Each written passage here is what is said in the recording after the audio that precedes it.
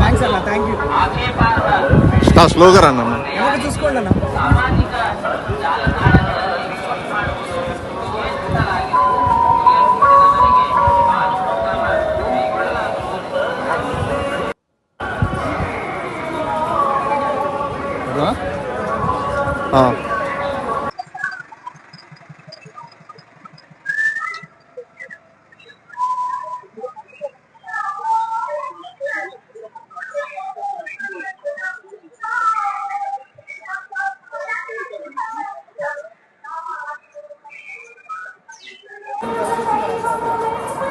Thanks అండి, thank you.